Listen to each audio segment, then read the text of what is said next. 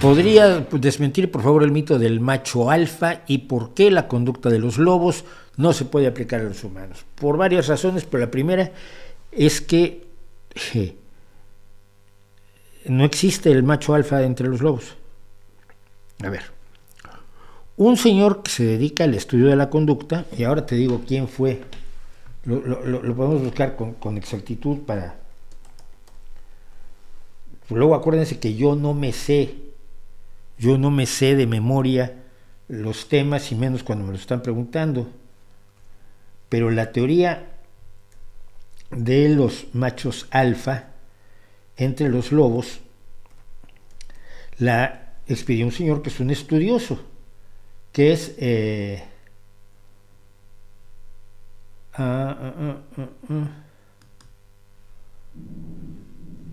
ver un segundo. Sí,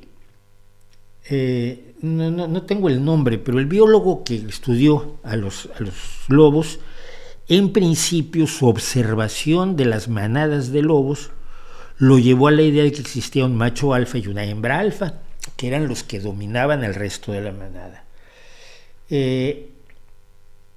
Y él lo presentó, si mal no recuerdo, en un libro.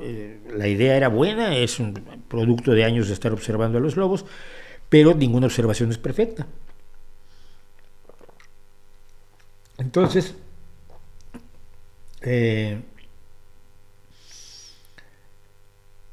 pasan los años, este biólogo sigue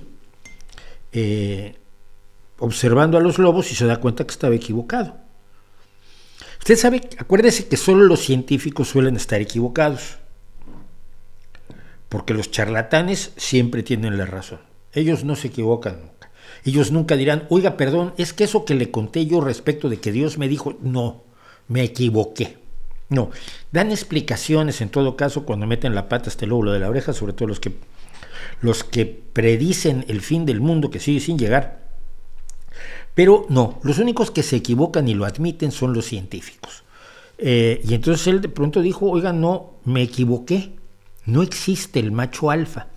Es un concepto erróneo. Lo que existe, lo que nosotros veíamos como manadas de lobos, una vez estudiados más a fondo, son un macho procreador, una hembra procreadora y su prole. El resto de la manada no es que sean machos beta, gamma, delta, eta, zeta, iota, kappa, lambda, mini, psi, rho, omicron, pi. Llego hasta allí, mi maestra de griego estaría feliz.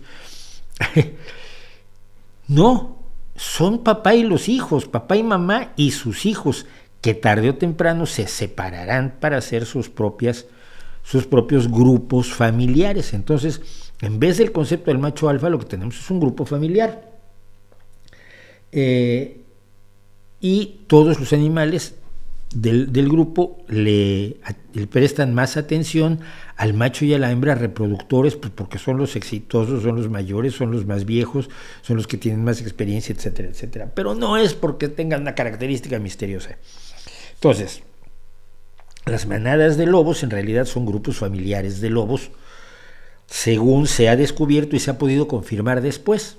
Bueno, desde que descubrió esto, este biólogo ha estado dedicado en buena medida, sus esfuerzos han estado dedicados a refutar el mito que él mismo originó sin querer, el mito de los machos alfa, el mito de los jóvenes adultos, de los jóvenes adultos que estaban jerárquicamente inferiores por alguna causa extraña, que no es otra sino que son los hijos. Entonces, fue Rudolf Schenkel, ahora sí, finalmente lo encontré. Él estudió a los lobos en el zoológico de Basilea, en Suiza, y a partir de allí sacó esta idea, que era una hipótesis experimental. Además no estaba afirmando que así fuera, sino diciendo, según las observaciones que tenemos, esto parece ser así. ¿Qué es lo que suelen decir los científicos? Los científicos suelen decir, dados los datos que tenemos, la interpretación más razonable parece ser esta. Obviamente, si hay más datos, igual cambia la explicación. Los imbéciles y muchas veces los filósofos te dicen, y los charlatanes, es que la ciencia se equivoca y está constantemente desechando lo que ya sabía antes. No, no, lo que sabe, lo sabe. Los lobos viven en manadas, sí, ¿cómo están estructuradas esas manadas? Bueno, mira, tenemos varias teorías, la que más se ajusta a los datos que tenemos ahora es esta, pero tenemos varias hipótesis, perdón.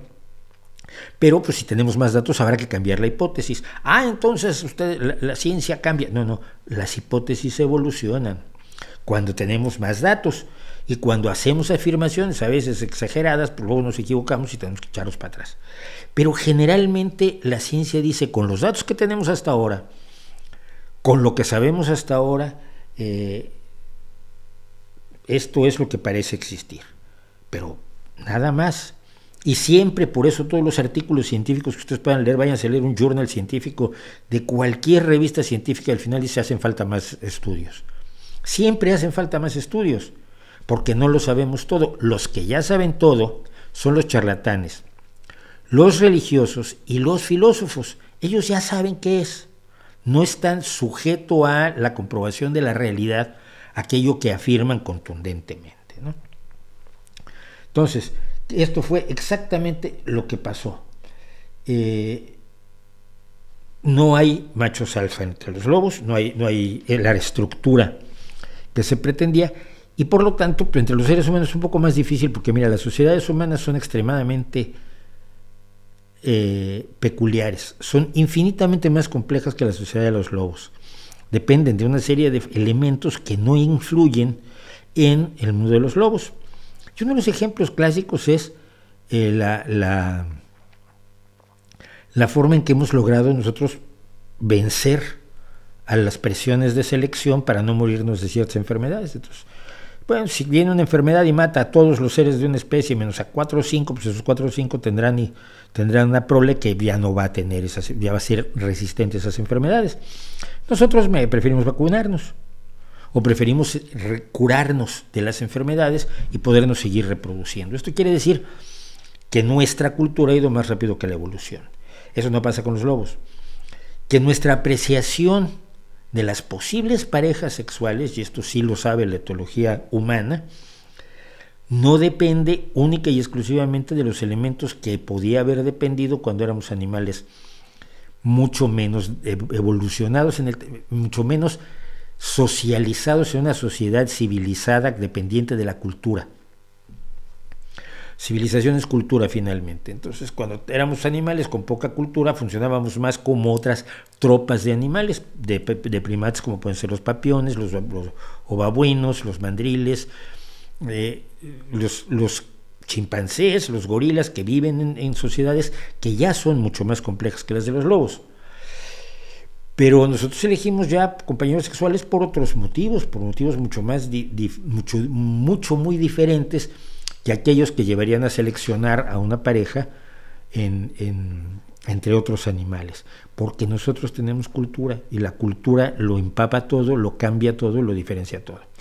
Los tarados que andan enseñándoles a otros a ser machos alfa, les están enseñando a ser unos pesados, y el éxito que tienen es aproximadamente 0, o tienen éxito con gente con la que igual no sé, tan emocionante tener éxito, ¿no?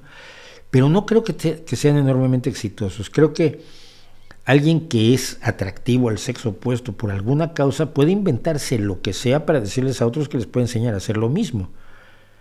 Pero no sé, si Sean Connery no me va a enseñar a mí a ser guapo, por decir algo. O los poderosos no me van a enseñar a ser poderoso, que existe la erótica del poder, que decía Kissinger, el criminal de guerra. Es decir, la forma en la que se establecen los vínculos, además vínculos que pueden no tener nada que ver con la reproducción, sobre todo gracias al desarrollo de los métodos anticonceptivos en el siglo XX, hace muy poquitito tiempo, todo el manejo que tenemos hoy de la sexualidad es totalmente distinto al que había cuando yo nací. Y el doctor Luis Miramontes en México estaba trabajando con la gente de un laboratorio de Estados Unidos, ahora no me acuerdo cuál, para determinar las formas de sintetizar las hormonas que permitirían la creación de la píldora anticonceptiva. De allí que el doctor Luis Miramontes sea el único mexicano que está en el Salón de la Fama de la Oficina de Patentes de los Estados Unidos, porque es uno de los detentadores de la patente de la píldora anticonceptiva. Cuando nuestra selección de pareja a largo o a mediano o a corto plazo o a un ratito y ya no te aguanto más, no depende de la posibilidad de estar de procrear, cuando separas el sexo de la procreación, es un universo totalmente distinto que los lobos, por supuesto, no tienen. Por todo eso, pues es idiota, básicamente. Pero es una idiotez que algunos aprovechan la soledad de otros para embaucarlos también, ¿no? Sebastián Galeano nos dice que David Meck fue el señor que formuló la teoría del macho alfa y luego se retractó. Digo, no se ha retractado, sino que ha luchado por explicarle a la gente que no era cierto, que fue un pequeño error y ya.